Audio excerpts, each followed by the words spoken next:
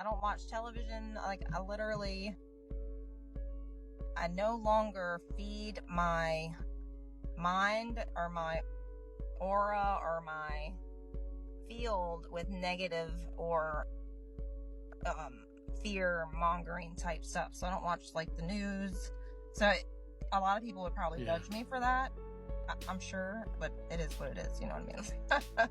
So like, you know, I realize that there's awful things going around, but I mean, even when I did watch the news to find the stuff out, I mean, there was nothing I personally could do. Now granted, if I, you know, end up being very well off, you know, multi-million, you know, whatever, I'm gonna definitely be somebody that's gonna help and however I can, if I can, you know what I mean? Like, so for now, it's like prayers and good thoughts for them. That's what I can do, you know, and I think that's powerful from what I understand through near-death experiencers and everything else, like prayer, you know, intention and all that is what we're doing. And if we're not realizing that, then our monkey mind or whatever you might want to call it is just like ego, or, you know, it's just taken over. And then that is what we're programmed. We get programmed by society and our parents, and depending on how, you know, challenged your parents had it when they were growing up, you know, like, and depending on the amount of like, they don't even realize it. Yeah, so like, and they bring you up.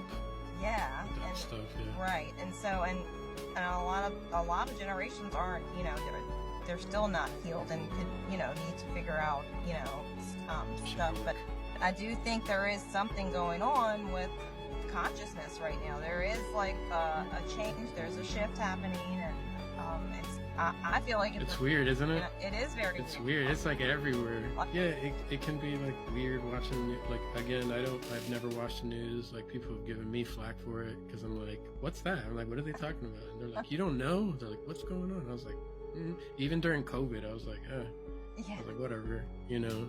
And I never got sick or anything like that, or maybe I did and I didn't even realize it. But not that it's not real or anything, but I was just amazing, like, you know, like, they're amazing machines, bio machines. So yeah, I don't know, everybody gets all worried about everything when really, like, it's our thoughts really that make us sick. Yeah, and you actually touched on something earlier about like the body healing, especially people who got sick or had something and then they had an NDE and then they miraculously healed. There is another couple of books that I've read by Jeffrey Long. He's a doctor, an oncologist, actually studying near-death experiences. And they actually had a movie. Yeah, they had a movie just come out called After Death, which I still haven't seen yet. I plan to watch it. I want to see it in theaters. But he's in it. And one of the things he has, one of the sections in his book is miracle healings. Like people that should not have healed whatsoever, according to doctors in the scientific community. There's no way in hell they should heal. And all of a sudden, they have this miraculous 100% healing. And sometimes even more. And what I mean by that is that a lot of these people come back with psychic abilities. And the doctors are like, some of them, not all of them, but some of them can't handle it. And they're just like, I guess it was a misdiagnosis. I don't know. It was, you know, we missed it. I just thought, like, that I never really thought about before. But what if, like, when the spirit leaves the body and breaks through, I guess what you might say, the veil or whatever, but that coming out, like, creates a rip. So when they come back in, that, you know, it's just more open. The door's still open. Yeah, that's what I think happens. It just opens you up. And if you want to think about it from a scientific vessel body kind of way, also like it creates more neural pathways in the brain. And I believe more in filter theory, but scientists are now starting to use, not materialist science, but filter theory just means that the brain is more like a radio and it's receiving consciousness.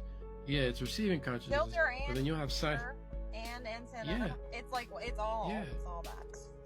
Exactly. And people were like, well, we know you could do this to the brain and the person will seem like they have an out-of-body experience. I'm like, well, yeah, I mean, if you rip wires out of a radio, it's gonna act weird, right? Like, you know what I mean? But that's how I think about it.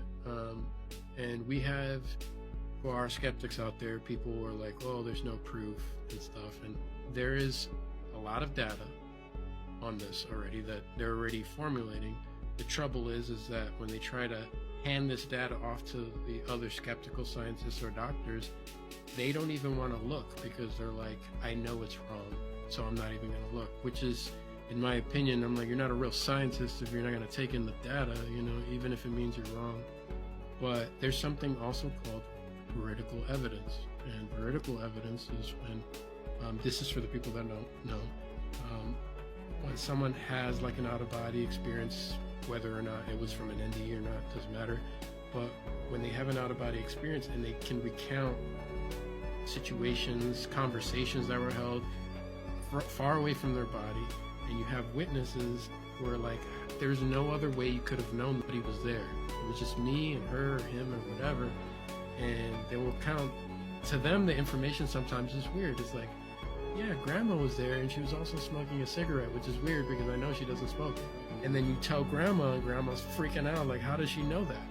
She was in the operating room, like, right. There's no way she could have known that. So that counts as, yeah. And that's why they're taking it so seriously, and it's just amazing because there are a lot of cases like that. It makes me think of the past life, the kids remembering past lives. I mean, it's a little offshoot of that. They're studying that. Can go back, like they can go on what a child will say and go to the places and figure out. They can find the evidence of these people and how they died, and then match up the story and everything else. And for the people that don't know, that's the facility that's actually studying that is DOPS, is the Division of Perceptual Studies.